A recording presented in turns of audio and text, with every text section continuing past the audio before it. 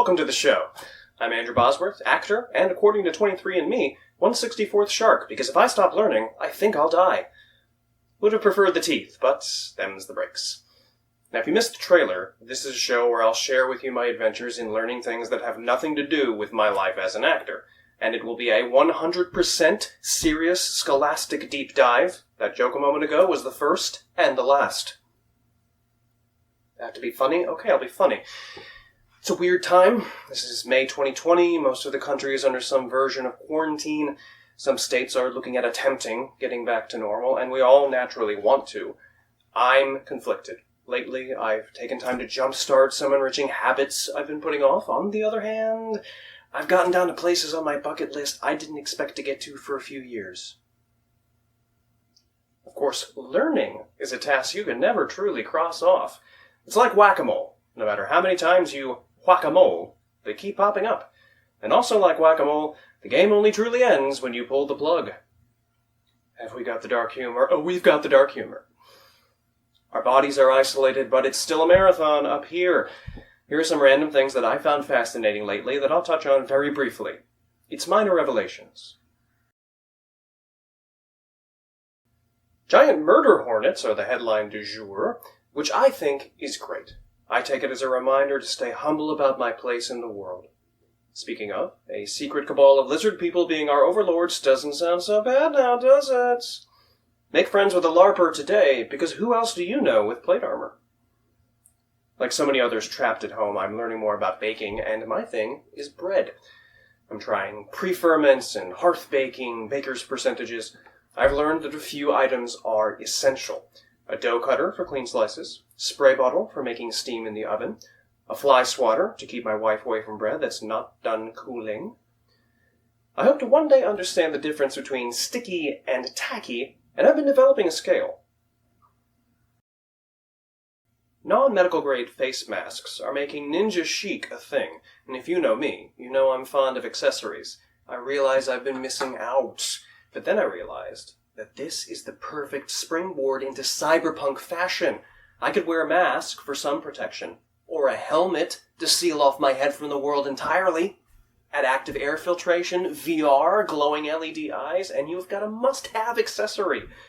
So, to anybody out there concerned about me, don't worry about me getting COVID-19. Worry about me investing in Google Glass. Now that I've gotten that out of the way, on to what I really want to talk about. This is the elective.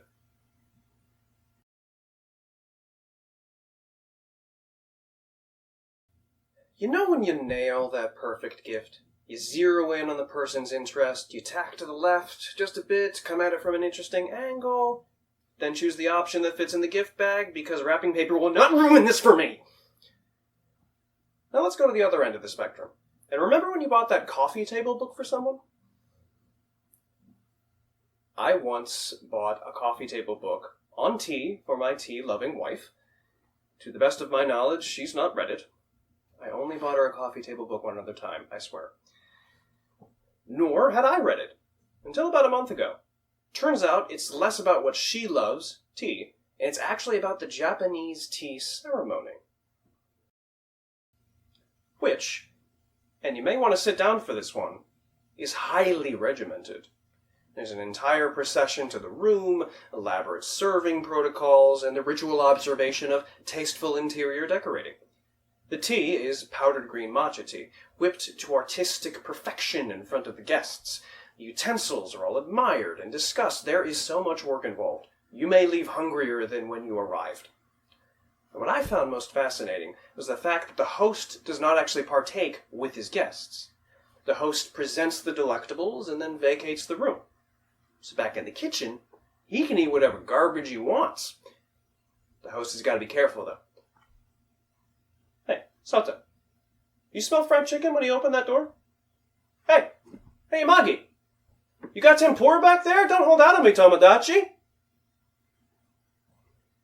In a highly stratified society, the tea ceremony was a great uniter.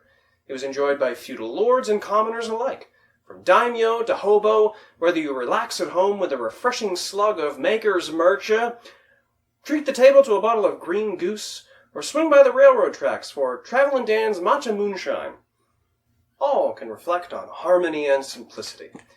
The proper execution elevates both host and guest, to the point that Zen Master Sen Rikyu says participants can obtain salvation, which makes the specificity make sense. After all, if you do it right, you only need to do it once. Zen masters may interpret ceremonial imperfection as human flaws made manifest, but it's just good business. It's hard to build repeat customers when your guests are constantly spontaneously being raptured mid-ceremony. On the other hand, this can create awkward situations for true masters. At the end of the ceremony, it's down to just the host and one guest.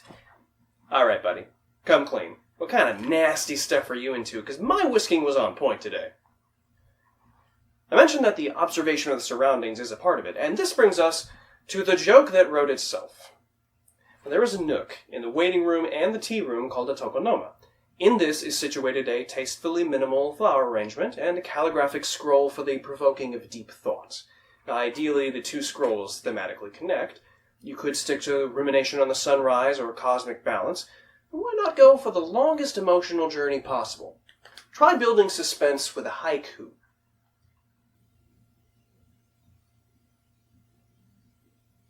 You traverse the garden, ritually cleanse, enter the tea room, proceed to the second tokonoma.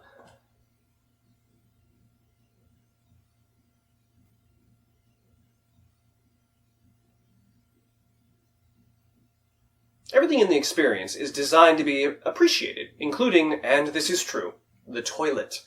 Known as the setsuin, there are two, one for use and an ornamental one not to be used. The host, prior to the day, cleans up the entire area, and this includes the John, for his guests to inspect and admire, giving you all the contemplation with none of the relief.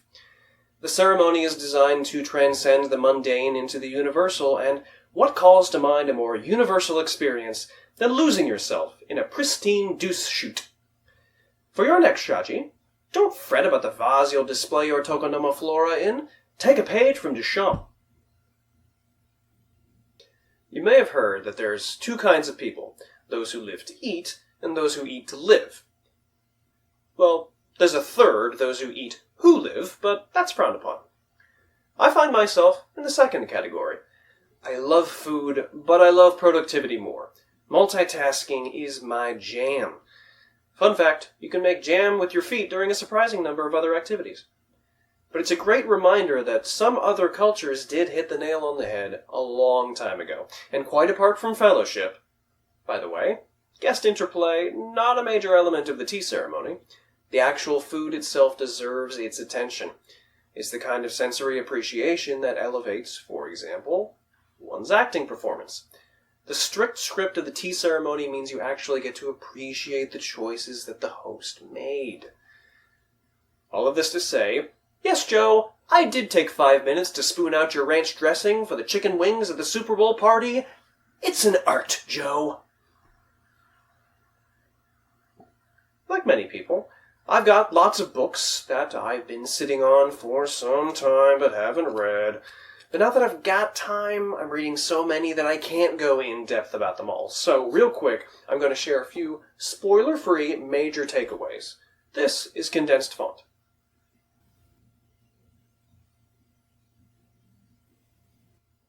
Light in August.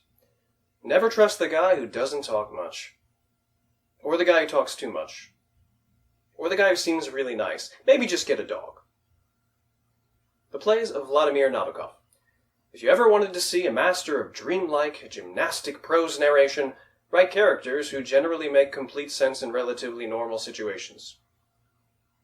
The real star of that collection is the stage directions, where you can see him desperately try to not write a novel. The Children of Huron. In Middle-earth, calling yourself the blood-stained son of ill-faith is considered subtlety. The Protestant Ethic and the Spirit of Capitalism. Max Weber, smart guy. His translator, a moron who presumes we all know Latin and German. Don't make me OED my Google of your footnote. Tony Curtis, American Prince. Chapter 1. A single week in LA and I signed to a major studio and, also, banged Marilyn Monroe. He had a tough childhood that he thoroughly made up for. with sex. Join us next time on Condensed Font for a Saga, another actor biography, and a Star Trek novel written by William Shatner. I originally wrote that the saga was Tolkien, but I didn't want him to compete with Captain Kirk, because that would be unfair. And that's our show for today. Thank you for coming by. Share this episode with your friends, and keep an eye out for the next episode here on my channel at some point in the future. You may call it not sticking to a deadline.